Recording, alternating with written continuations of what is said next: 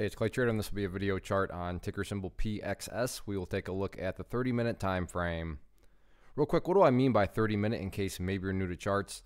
Instead of each one of these candlesticks here representing 1 day's worth of price action, which is what you would normally see, each one represents 30 minutes. So while this here may look like several days worth of time, it's actually just today's price action broken down into 30-minute time slices. I like to do this time frame. I think does a good job of telling the quote-unquote story of the price, and then makes mapping out levels of support and resistance a bit easier to see.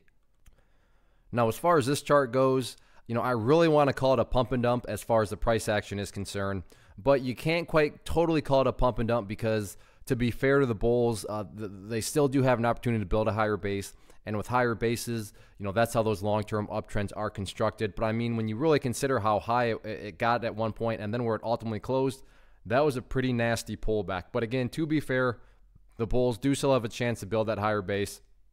And to kind of illustrate this on why you can't straight up call it a pump and up. Now, if you're like, no, this was a pump and up, like I said, I don't know if I would really argue against it. But, in the spirit of just trying to be kind of non-biased and just just tell it how it is. Technically speaking, the breakout happened essentially down there at right around the $3 mark.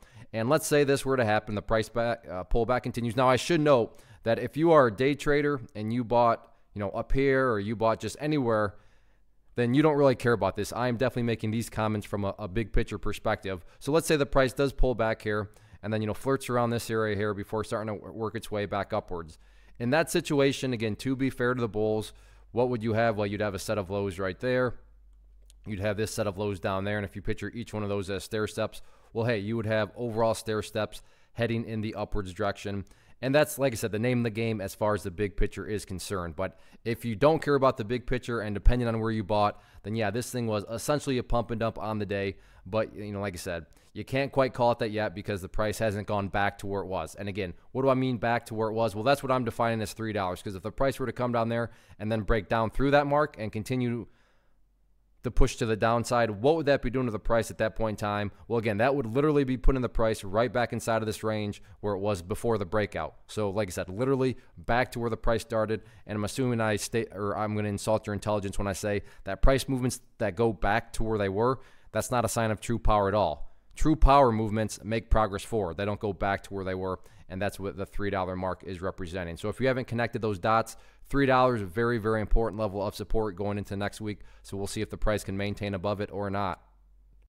One of the biggest questions I get is, hey Clay, how do you find the stocks that you trade? So what I've done is put together a free resource guide where I talk about the tools that I use to locate stocks that I find interesting and think may have potential. So if that sounds like something that could add value to you as a trader, then click on the image that is up on the screen right now and I will email you the guide. The guide itself is very short and to the point, and best part, it's completely free. Thanks for watching the video. Let me know if you have any questions.